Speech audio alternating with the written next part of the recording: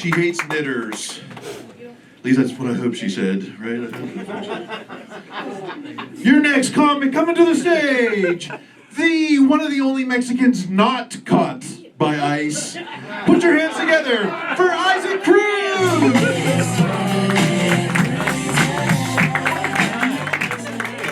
Yes, this is the reason why I have not been caught by ICE. I just look illegal, you know? So, yeah, that last guy, Shaq, he did sound kind of familiar. Especially when I got a phone call saying, just to let you know, you owe $5,000. If you're not, you will get deported. But yeah, no, I am what you call HR's best friend. Because I have a very rude sense of humor.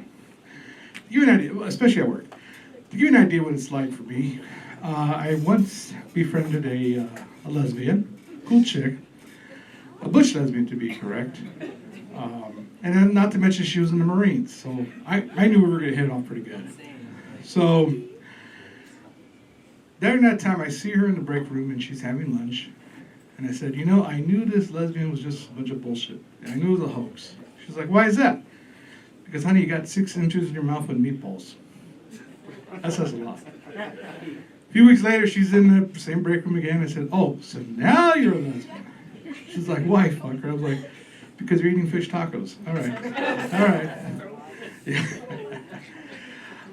Prior to that, where I work right now, I work up in Burbank here in an aerospace company.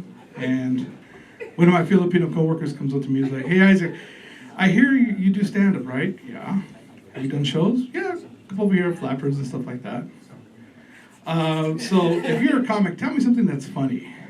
I looked at him, I said, the fact that you're a Filipino, you got excellent credit. He had no idea what he meant by that. Any guys ever seen Joy Coy? That one Filipino comedian, yeah. He once told his son that it's okay having a small penis because it just means you're going to have excellent credit. So he just looked at me like, hey, wait, what? I was like, okay, no, hold on. Let me justify this. You know my other coworker I work with? He goes, yeah, he's Filipino. All right. You know that nice, expensive Mercedes-Benz he drives?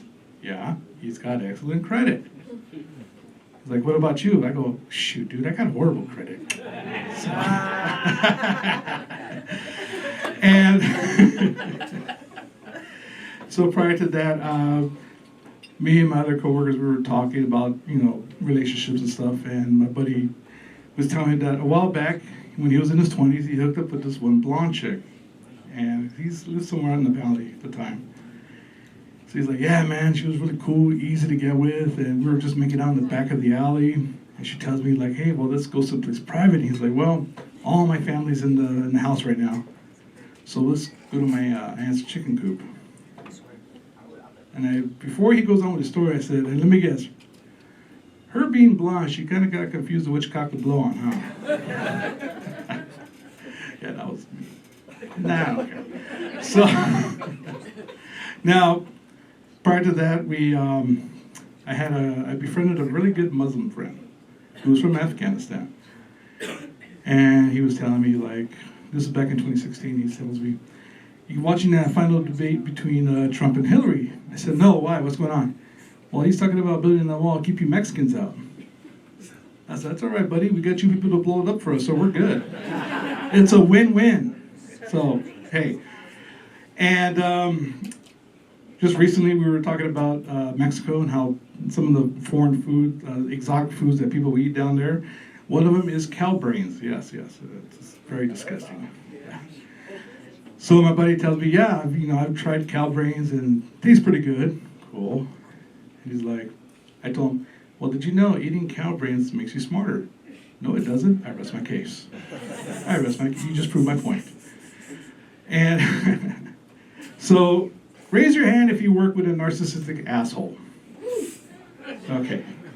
You better not be referring to your girlfriend right there, because you are so dead.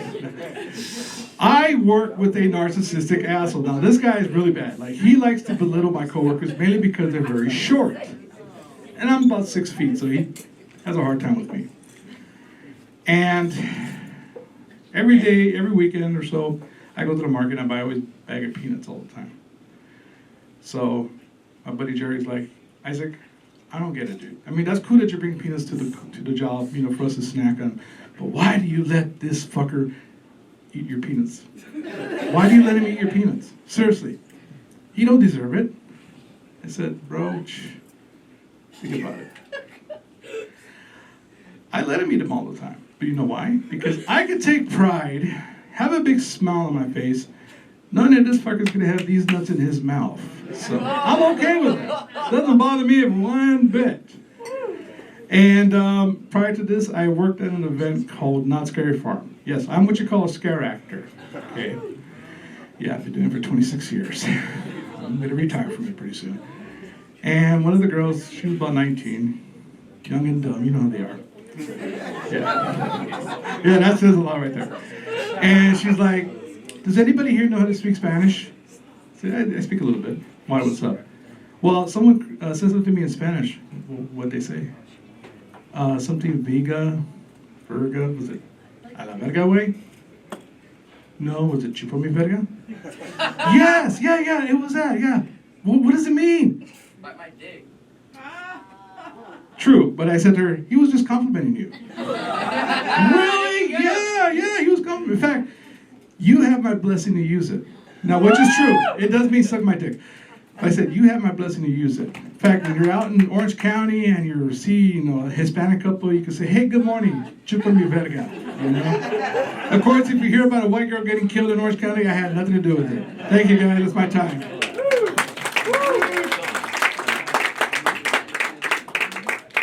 Make noise for Isaac.